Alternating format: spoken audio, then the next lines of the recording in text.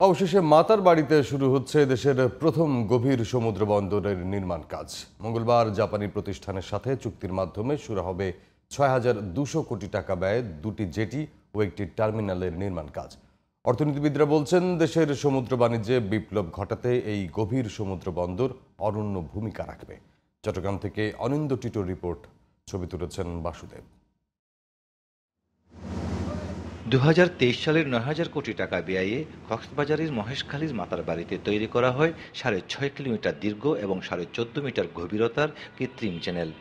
এরপরে নানামুখী জটিলতায় পিছিয়েছে নির্মাণ কাজ বারবার।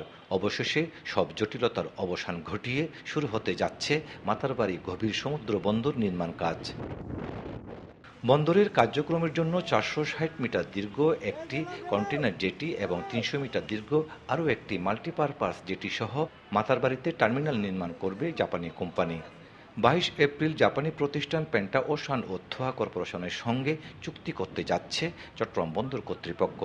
গভীর সমুদ্র বন্দরটি অপারেশনে গেলে চট্টগ্রাম বন্দরের কন্টেইনার হ্যান্ডেলিং সক্ষমতার পাশাপাশি অবদান রাখবে গ্রস ডোমেস্টিক প্রোডাক্ট জিডিপিতেও। ২০৩০ সাল থেকে আমরা এটা ফুল অপারেশনে যেতে পারব এবং এতে আমাদের প্রায় 1.5 million Tues additional handling capacity আসবে এবং সেই সাথে আমাদের যে জিডিপিতে প্রায় 2% এটাতে জিডিপি বৃদ্ধিতে সহায়ক ভূমিকা রাখবে। গভীর এই সমুদ্র বন্দরে ৮,২০০ টিইউএস ক্ষমতা সম্পন্ন কন্টেইনারবাহী জাহাজ ভিড়তে পারবে। ফলে পণ্য নিয়ে সিঙ্গাপুর, কলম্বো আর মালয়েশিয়ার বন্দরে বাংলাদেশি ব্যবসায়ীদের আর অপেক্ষায় থাকতে হবে না। আমাদের অনেক বৈদেশিক রিজার্ভ আমাদের অনেক বেড়ে যাবে এবং ভারতের সঙ্গেও আমাদের যে এখন যে ব্যালেন্স অফ ট্রেডের যে ইমব্যালেন্স পজিশন, সেটা ইনশাল্লাহ আমরা অনেকখানে কমিয়ে ফেলতে পারবো। আমরা প্রচুর পরিমাণ ওখান থেকে আমদানি করে থাকি আর আমরা রপ্তানি করি তার পরিমাণ তার তুলনায় অনেক কম, সেই বাণিজ্য ঘাটতিটা অনেক কমে আসবে। ১,০৩০ একর জায়গায় বন্দরের অবকাঠামো এবং ব্যাকইয়ার্ড জুড়ে গড়ে তোলা হবে নানা ফ্যাসিলিটি। ফলে কর্মসংস্থান ও সামাজিক সমৃদ্ধির পাশাপাশি দেশের অর্থনীতির শাখা সচল হবে কয়েক গুণ গতিতে।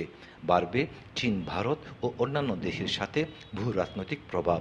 একটা এক্সপোর্ট হাব যদি করা যায়, আমাদের দেশগুলোর মধ্যে যেমন অর্থনৈতিক লেনদেন বাড়বে, আমদানি রপ্তানি বাণিজ্য বাড়বে, তার চাইতে বেশি হবে ব্যবসা বাণিজ্যগুলো এই অর্থনৈতিক অঞ্চলকে, এই রপ্তানি অঞ্চলকে ব্যবহার করে তাদের সম্প্রসারণ করবে। কক্সবাজারের মাতারবাড়িতে ২০১৮ সালে নেওয়া প্রকল্পটি ২০২৬ সালের ডিসেম্বরে শেষ হওয়ার কথা থাকলেও সময় বাড়ে ২০২৯ সাল পর্যন্ত।